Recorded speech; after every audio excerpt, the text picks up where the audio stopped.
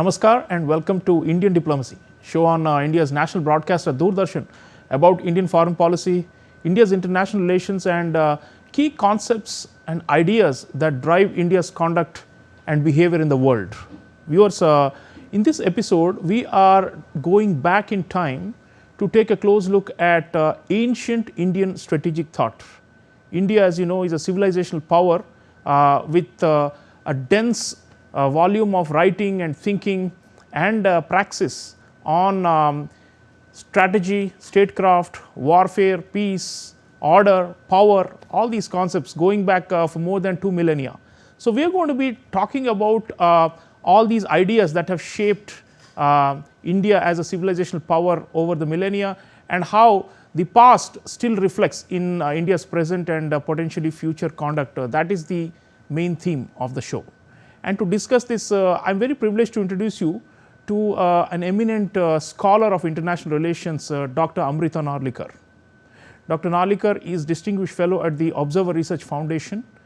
She used to be President of the German Institute for Global and Area Studies and has taught at Cambridge University and has written widely about ancient Indian strategic thought. Dr. Narlikar, welcome to Indian Diplomacy.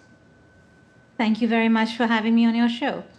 Dr. Narlikar, you have recently written a very interesting essay, an occasional paper called Shastra Niti, Shastra Niti, and you have laid out some of the key precepts that have guided Indian strategic thought over the centuries.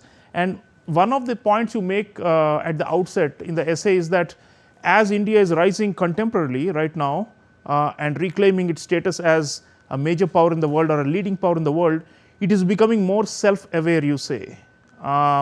So, this is something I think our audiences would like to know to start with.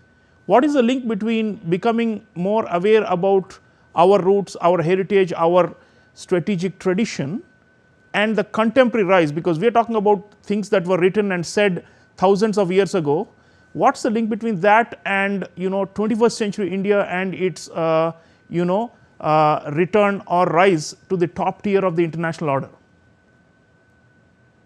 Thank you very much. That's a great question to set the ball rolling.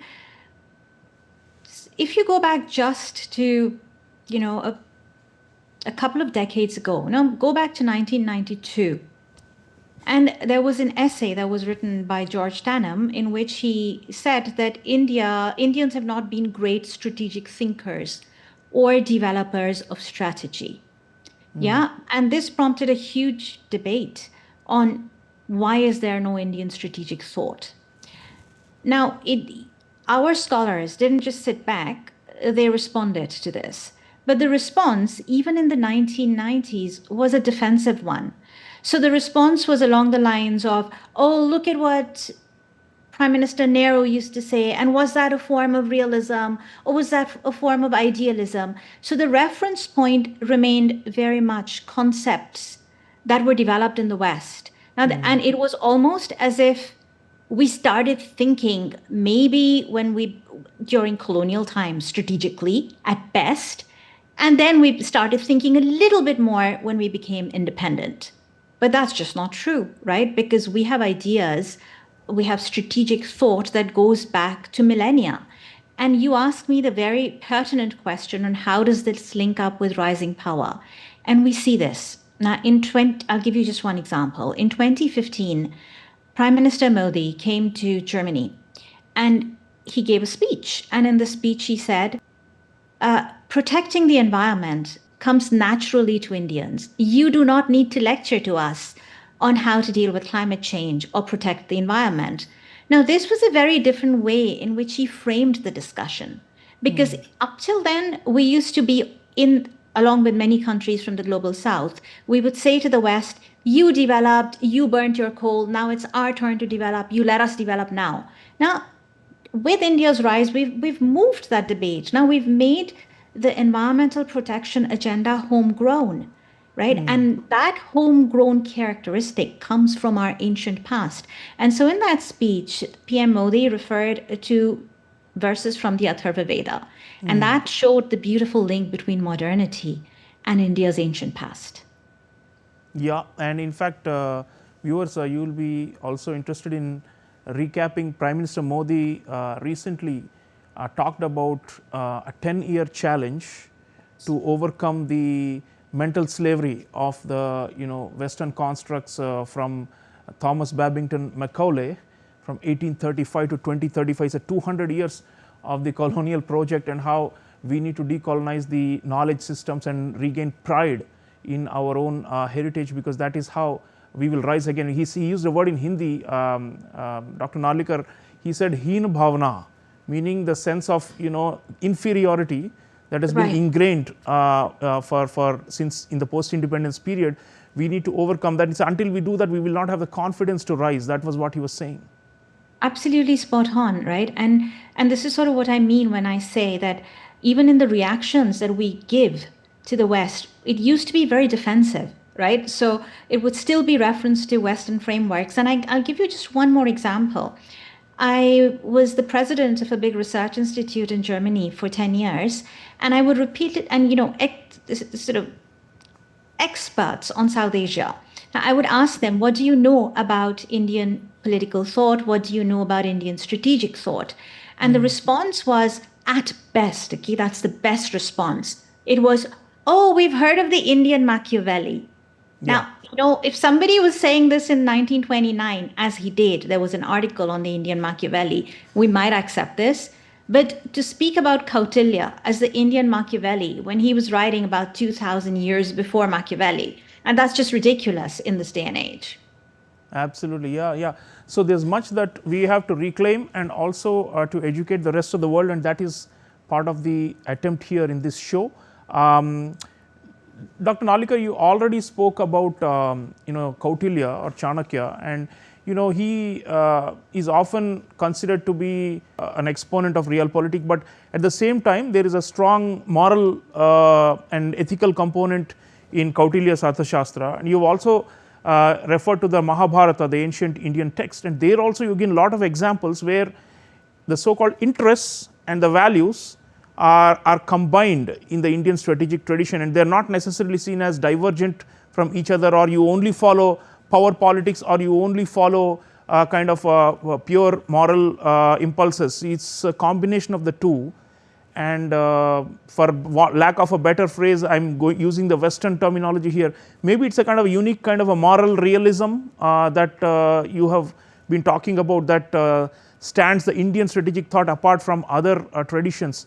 Would you like to talk a bit about this blend of interests and values and give some examples maybe from our epics? Absolutely. So just one thing that I should say is that I think we've done ourselves a disservice by allowing people to think about Indian strategic thought as comprising only Kautilya, and therefore that realist strand in Indian political thought. And that's why I think the Mahabharata is very interesting, because it does it's much more complex. It's not, and it's a living text, right? Those traditions are very much alive today, unlike the Kautilya, unlike the Arthashastra, right? If you stopped somebody on the street and you said to them, can you tell me what the Arthashastra says? They probably won't be able to tell you. But if you ask them, do you have a view on how Arjun fought in the Mahabharata? Now, or what do you think about Karna, one of the heroes? They'll have views on this, right? And this is what I mean by our living traditions. Now, this is a very living, long-standing tradition of strategic thought. Now, would I call it moral realism? Now, and you identify one of the contributions of our strategic thinking very correctly, that it's, we don't accept that dichotomy between interests and values. Right? And I think this is a false dichotomy. It's not very useful. It's pervasive in many schools of international relations, bar constructivism and a couple of others. But the mainstream is either you pursue interests or you pursue values. And that also translates into the world of policy in the West, right? So you will have foreign ministers, European foreign ministers who will speak about value-oriented diplomacy as opposed to interest-oriented diplomacy. We have had German foreign ministers who've done this in the recent past, right? And what the Mahabharata does is something quite different, right? But I won't, let me not refer to the Western frame here of moral realism. Instead, let me refer to that wonderful concept of dharma. No? And dharma, or dharma as some people call it, but it's dharma. Dharma, it refers to many different things depending on the context. It can be religion, it can be charity, it can be duty. But at in a fundamental sense, it's about order and justice, right? So, and within this concept of dharma, now it's Bhishma is asked in the Mahabharata, what is dharma? Is this dharma in the Mahasabha, where Draupadi asks him this question, and Bhishma responds saying, dharma is subtle, right? But you then look through the text, you read through the text, and you realize actually we get quite a good deal of clarity in what is dharma. And without going into the subtleties, I'm just going to refer to two concepts within this. Now, one is swadharma, and the other is sadharan dharma. Now, swadharma is your duty within the social order. And this is when Arjun puts down that great battle of the Mahabharata in Kurukshetra. Our hero Arjun looks upon all the elders, his kinsmen, his teachers on the opposite side, and he puts down his bow and arrow and says, I will not fight. Na yotsya. Now, I will not fight this war. Even if we win, how could we enjoy the fruits of such a victory? Right? And then we have Lord Krishna, who gives him the divine sermon, the divine song, the Bhagavad Gita, the divine song.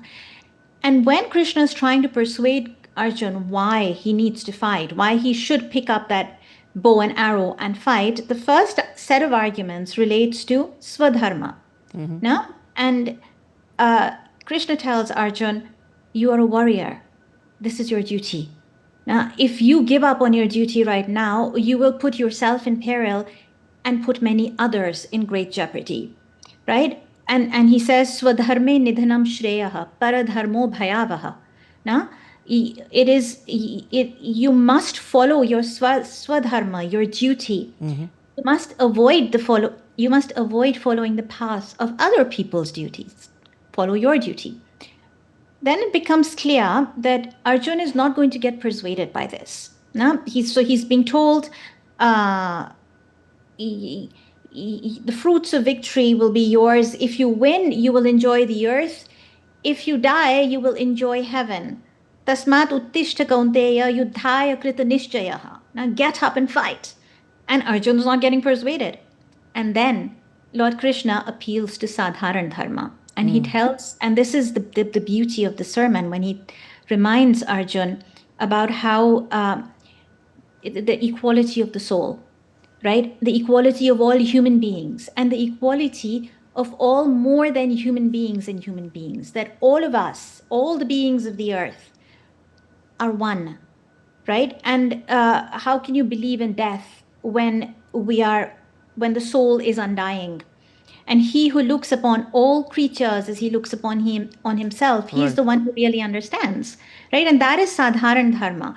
You bring the two together and you get a very special mix of allowing us to pay attention to both interests as being pushed by swadharma and values, sadharan dharma, right? If you go only with swadharma, you get the that set of arguments can be misused.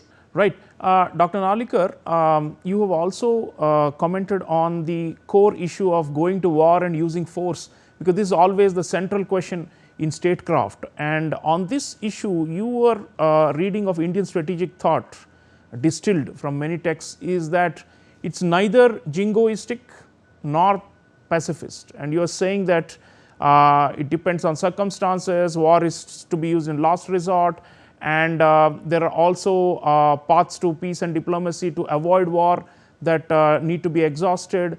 And even when you're fighting war, then there are limitations to how you can carry it. So this is the whole the question about strategy, right? Like, and even today we find shades of it. Is this some kind of a middle path that you're talking about, middle ground between extreme militarism, as we would call it today, or complete pacifism. You're saying that there are a whole range of possibilities between these two extremes, and that is what the Indian tradition has always been about. So your comments on this, please. Spot on, very well put, actually. And so, again, Western and that understanding of India always sort of seems to go through these pendulum swings, right? So on the one hand, India is all about ahimsa and extreme pacifism, right? And then, again, an example from Germany. Somebody, like I was giving a talk on the Mahabharata, and then somebody came to me and was really shocked and said, so Krishna does not stop Arjun from going to war. That's what he should have done. Now, how can you agree with a warmongering text? And the Bhagavad Gita is not warmongering at all, right? And so the war of Kurukshetra comes after many attempts have been made to reach a peace. And the Udyog Parva is very much about this, but many of the Parva before then, Yudhishthira is being repeatedly goaded to go to war by Draupadi, by Bhim, right? Saying, you're a warrior. How can you accept the life of a hermit? You're living in the forest now. What are you doing? And Yudhishthira is very careful, and he says, no, we will, and he gives several reasons why you don't go to war. Now, one of them is strategic, very strategic. If you attack now, we do not have a position of strength. We will not attack now. Now, it's also moral. Now that if you do the right thing, you will win. But ultimately, war is a measure of last resort. But when it comes, it has to be seen through, right? And that is what the Bhagavad Gita is also telling us. No? When Arjuna is standing facing the Kaurava army and saying, I'm not going to fight, Krishna gives him a very clear lesson on why he needs to. But one of the important points here is of Nishkam Dharma, right? And so it's a line that many of us have also been taught as school children, right? When we were in school, which is karmanyevadhikaraste ma phaleshu kadachana, that you have the rights to your action, but not the fruits of your action, right? And so this is again where even when you're taking military action, you bear this in mind. Now, the idea of just war is very important. So it's not that India is going to be forever war averse. Now, but the idea is that it will fight for a just cause. And that's different from being militaristic. And that's very different also being peaceful for the sake of being peaceful. Right? We're not going to abandon our national interests. Right. Yeah, and one sees shades of this in the way we deal with our adversaries, Pakistan and China, where we've always wanted to avoid war, but when it is thrust upon us, we have fought back. So indeed, this is I think quite relevant. Dr. Narlikar, let me take you to this realm of alliances and partnerships, what we call strategic partnerships today. Very much as you know, bread and butter of the Indian foreign policy even today. But going back in time, our strategic thinkers all were of the view that building of alliances or partnerships is critical for victory and for conquest and for the empire to grow and all these things. So one of the things I noticed in your writings is you have argued that there is a strong what you call non-dualistic tradition in the way we approach friendships or partnerships or alliances. And you said that's why sometimes the world gets surprised as to why are we with Russia but also with the United States, which are of course at loggerheads with each other. And sometimes many around the world seem to be puzzled by why India is doing this. But you are drawing a line between contemporary conduct and going back to this idea of non-dualistic friendships. So let's talk a bit about our ancient texts and our ancient wisdom on this aspect of partnerships and why we may actually be pally with contrasting types of kings or kingdoms or empires. Right. And so one thing that's worth clarifying at the outset is, whether it was non-alignment, India leading the non-aligned movement, or now with multi-alignment, people have accused India of being neutral and assume that India does not like alliances because it's not, for example, a part of NATO. right? And I just want to clarify that the ancient texts are very clear on this, that alliances, like you also just said right now, are key, right? They are, and alliances of different types. We also see instances where alliances are formed under highly asymmetric conditions, right? Even the Mahabharata itself is a product of a mighty alliance between Ved Vyas, who has composed the Mahabharata in his head, but needs a scribe to write it down for him. And only one scribe is capable of this mammoth task, and it is Lord Ganesha.